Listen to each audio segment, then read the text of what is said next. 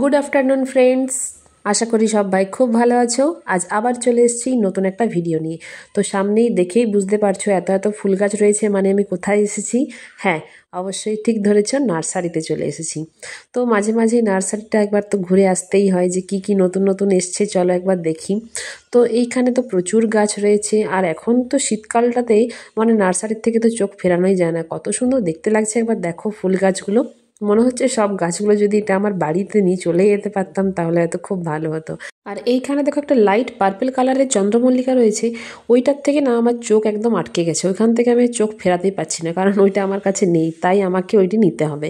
আর এই গাছটা, এর পাতাগুলো দেখে আমার এত ভালো লাগলো, মানে ফুলটার থেকে মনে হচ্ছে পাতাগুলোই খুব সুন্দর। তো মূলত এই গাছটারই আজকে তোমাদের সাথে ভিডিওটা নিয়ে বিস্তারিত আলোচনা চলবে। তো আশা করি তোমাদের ভিডিওটা ভালো লাগবে, পুরোটা স্কিপ না করে একদম দেখতে থাকো, নিশ্চয়ই তোমাদের উপকার লাগবে আর নতুন নতুন কিছু জানতেও পারবে। তো চলো এরপর সোজাসুজি বাড়িতে গিয়ে কথা বলি। আর এখন হচ্ছে সকালবেলা, সবাইকে গুড মর্নিং। আর সামনে রয়েছে এই গাছটার নাম হচ্ছে সাইক্লামেন প্ল্যান্ট। নিশ্চয়ই হয়তো অনেকে শুনে থাকবেই, আবার হয়তো অনেকের কাছে অজানা, যেমন আমার কাছেই। আমি এই গাছটা সত্যি আগে সেরকমভাবে চোখে পড়েনি। তো এই গাছটার মূলত ফুলের থেকেও কিন্তু পাতার সৌন্দর্যটা আমার কাছে কিন্তু বেশিই লেগেছে। সত্যিই দেখো, বুঝতেই পারবে পাতাগুলো বেশ মোটা মোটা, আর দেখতে কিন্তু অপূর্ব, মানে এই পাতাগুলোর থেকে আমি চোখ কিছুতেই ফেরাতে পারছিলাম না। তো সেই জন্য ফুলের থেকেও পাতার সৌন্দর্যটা আমার কাছে কিন্তু বেশিই লেগেছে। এটা মূলত শীতকালীন একটা ফুল গাছ। গ্রীষ্মকালে মূলত এই ফুল গাছটার কোনো থেকে ফুল পাওয়া যায় না। আর আমি নিয়ে এসেছিলাম, দেখো এখানে জারবেরা আছে আর এই চন্দ্রমল্লিকাটা আছে। এটাও হচ্ছে বেশ থোকা থোকা, এই কালারটা আমার কাছে ছিল না, তো সেই জন্য এই কালারটাই আমি দেখো নিয়ে এসেছি। তো চলো, যেটা বলছিলাম যে এটা হচ্ছে শীতকালীন ফুল। আর এর মাটিটা যেটা আমাদেরকে তৈরি করতে হবে সেটা বলি এরপর। এর মাটিটা একদম ঝুরঝুরে, আর কোকোপিট আর গোবর সার দিয়ে কিন্তু এই মাটিটা বানাতে হবে, কারণ এই কিন্তু ওভার ওয়াটারিং আর আন্ডার ওয়াটারিং একদম পছন্দ করে না। তো সেই ক্ষেত্রেই আমাদেরকে অবশ্যই মাটি চেক করে কিন্তু জল দিতে হবে। মানে এই শীতকালে কিন্তু মূলত একদম প্রায় একদিন দুদিন ছাড়া ছাড়া জল দিলেও চলবে, মোটামুটি যেন আর্দ্র থাকে। তো এইটা মূলত এরকম টবেই হয়। আর এটা যে নার্সারি থেকে টবে রাখা আছে, মানে এই পটটাতে এটা রিপোর্টিং করার কোনো দরকার নেই। ওরা বললো যে এই পটটাতেই কিন্তু সুন্দরভাবে এটা গ্রো করবে। আর এটা মূলত ছোট ছোট জাতীয় আর কি গাছ। এই গাছটা মূলত বড় হয় না, একটু ঝাঁকড়া হয় কিন্তু বড় হয় না খুব একটা। আর এই ফুলগুলো দেখো মরে গেছে। তো এই ফুলগুলোর কালার কিন্তু অনেক রকমের আছে, মানে এরকম ডার্ক পিঙ্কটা যেটা আমি নিয়েছি, এরকম লাইট পিঙ্ক আছে, রেড আছে, হোয়াইট আছে, খুব সুন্দর সুন্দর কালার আছে। তো নার্সারিতে অনেক কিছুই ছিল অ্যাভেলেবেল, কিন্তু আমার মনে হলো যেন এই পিঙ্কটাই বেশি ভালো লাগছে, তো আমি এই ডার্ক পিঙ্কটাই নিয়ে এসেছি। তো যেটা বললাম যে মাটি চেক করে অবশ্যই জল দিতে হবে। আর এটা কোথায় রাখবো, এর কিন্তু মানে বাইরে যে রোদ, সেই বাইরে মূলত রাখা চলবে না। এটা মূলত ইনডোর প্ল্যান্ট, কিন্তু ইনডোর হলেও মানে সেমি শেডে আমরা এটাকে রাখতে পারি, ব্যালকনিতে বা কোনো ছায়াযুক্ত স্থানে, যেখানে মূলত ব্রাইট সানলাইটটা ইনডাইরেক্ট আসে আর কি। মোটামুটি যাদের বাড়িতে ধরো মোটামুটি শীতকালের যে রোদটা 4-5 ঘন্টা আসে, যারা হয়তো শীতকালীন ফুল গাছ লাগাতে পারো না রোদ্রের অভাবে, তারা কিন্তু এই গাছটা অনায়াসে তাদের ব্যালকনিতে বা জানলার পাশে কিন্তু অবশ্যই রাখতে পারো। এই গাছটা কিন্তু সেখানে খুব ভালো গ্রো করবে। আর মূলত শীতকালে এটার ফুলের সময়, বাকি যে টাইমটা গ্রীষ্মকালে এটা ডরমেন্সি পিরিয়ড থাকে, তখন কিন্তু এই গাছটাকে মানে ফেলে দিলে চলবে না। এই গাছটা থেকে তখন হয়তো একদম পাতা ফুল কিচ্ছু থাকবে না, শুধু হয়তো লম্বা লম্বা স্টিকগুলো থাকবে। তখন ওইগুলোকেই কিন্তু পার্মানেন্ট হিসেবে রেখে দেওয়ার জন্য খুব সুন্দরভাবে স্টোর করে রেখে দিতে হবে, একদম ছায়াযুক্ত স্থানে, যেখানে কোনো রোদ কিছু আসে না, মানে একদম বাড়ির ভিতরেই বলতে পারো, বাড়ির ভিতরে এনে রেখে দিতে হবে।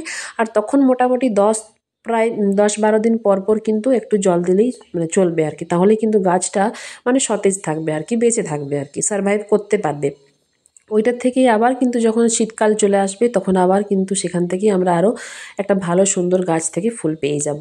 তো সেই ক্ষেত্রে ওটাকে আমরা স্টোর করে রেখে দেবো। আর এমনিতে এই গাছটার দাম নিয়েছে, এই গাছটা একটু দামি গাছ, যেহেতু এক্সোটিক ফ্লাওয়ার আর কি, এক্সোটিক সমস্ত কিছুরই দাম খুব বেশিই হয়। এই গাছটার দাম মূলত 300-350-র মধ্যে থাকে, কিন্তু আমার কাছে যেটা আমি যেখান থেকে নিয়ে এলাম নার্সারি থেকে, দেখতে পেলে তোমরা, ওইখানে দাম রেখেছিল 330 টাকা, তো আমার কাছে নিয়েছে 300 টাকা। তো যাই হোক, আমি 300 টাকাতে পেয়েছি এই গাছটা। তো এই গাছটাকে এরপর ভালো করে যত্নআত্তি করতে হবে, তাহলে এই গাছটা থেকে খুব সুন্দর ফুল পাবো। আর এই ফুলগুলো যখন হয় না তখন একসাথে অনেকগুলো হয় আর কি, স্টিকের মতো, ওই জন্য দেখতেও বেশ ভালো লাগে। আর পাতাটা তো বললামই যে পাতা নিয়ে বলার কিছু নেই, দেখতেই পাচ্ছ তোমরা যে কত সুন্দর পাতা, আর একদম ছোট্ট ছোট্ট দেখো নিচ থেকে কি সুন্দর পাতাগুলো স্টিকের মতো বেরোচ্ছে। এটার থেকেই বড় বড় হয়ে আস্তে আস্তে পরিণত একটা পাতায় পরিণত হবে আর কি। এটা যেহেতু ইনডোর প্ল্যান্ট, তোমরা চাইলে এটাকে কিন্তু বাড়ির ভেতরেও এনে রাখতে পারো, মানে মোটামুটি যেখানে হয়তো একটু আধটু আলো এসে পৌঁছোয় সেখানে একদম ইনডোরে রাখতে পারো, হয়তো 1-2 দিন বাদ বাদ হয়তো একটু করে রোদে দিয়ে দিলে হালকা, তাহলেও চলবে। মানে আমি তো তাই করব, ইনডোরের একটা ফুল গাছের জন্য কিন্তু এটা বেস্ট আর কি, মানে এর কোনো সেরকম কিছু লাইটের দরকার হয় না। তো আমি এখন এটাকে ছাদে নিয়ে এসেছি ভালো করে দেখানোর জন্য, বাকি সব গাছগুলোতে রোদের আলোতে ভালোভাবে ভিডিওটা করতে পারবো সেই জন্য নিয়ে এসেছি, কিন্তু এর আসল জায়গা কিন্তু হচ্ছে আমার ব্যালকনিতে। তো চলো এর জায়গায় একে এরপর রেখে দিই, যেখানেও পার্মানেন্টলি থাকবে আর কি।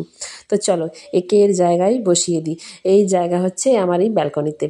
তো এই ব্যালকনিতে সুন্দরভাবে কিন্তু এইখানটাতে সারাদিনের মধ্যে একটু আধটু আলো পেয়ে যাবে, ঠিকঠাকভাবে কিন্তু এই গ্রো করবে এই ব্যালকনিতে। তো চলো তোমাদেরকে একটা জিনিস দেখাই। ক্রিসমাস ট্রিটা ছোট্টখাট্টো পপো সাজিয়েছিল, তো তার আগে দেখো একটা জিনিস বলছি। এইখানে না একটা ফুল কালকে আনতে আনতে পড়ে গেছিলো, মানে ছিঁড়ে গেছিলো। তো সেই ফুলটা দেখো আমি রেখে দিয়েছি, কত সুন্দর দেখতে লাগছে বলো না ফুলটা। অনেকটা সেই বোগেনভিলিয়ার মতন টাইপটা না ফুলটা, আমার তো মনে হচ্ছিলো প্রথমে যে ওইটাই, কিন্তু পাতাটা দেখে বুঝলাম না এ তো বোগেনভিলিয়া নয়, এটার কালারটা একই রকম, পাতার মানে ফুলের ধরনটা একই রকম, কিন্তু এটা বোগেনভিলিয়া না। আর এইখানে যেটা বলছিলাম যে পপো সাজিয়েছে ক্রিসমাস ট্রিটা, আর বলেছিল তোমার বন্ধুদের সাথে শেয়ার করো আমার সাজানোটা। তো চলো সেই দিনে সময় হয়নি, আসলে সেদিন থাকিও নি, বাড়িতে বেড়াতে গেছিলাম। তো সেই জন্য আজকেই ভাবলাম তোমাদের সাথে এটা শেয়ার করি। ও এই ব্যালকনিটাই পেয়েছে, খুব সুন্দর করে এখানে সাজিয়ে ফেলেছে আর কি, গাছেদের সাথে থাকতে এই ক্রিসমাস ট্রিটা বেশ অপূর্ব লাগছে কিন্তু দেখতে। আর এইখানে রয়েছে আমাদের সান্টা ক্লজ। তো চলো আজকের মতো ভিডিও কিন্তু এখানেই শেষ করছি, কেমন লাগলো অবশ্যই জানাবে কমেন্টে, আর ভালো লাগলে অবশ্যই একটা ছোট্ট করে লাইক করে দিও, আর অবশ্যই চ্যানেলটিকে সাবস্ক্রাইব করে রেখো ভালো ভালো ভিডিও পাওয়ার জন্য। তো চলো আজকের মতো এখানেই টাটা, সবাই খুব ভালো থেকো, সুস্থ থেকো, আর অবশ্যই গাছ লাগিও। তো চলো টাটা।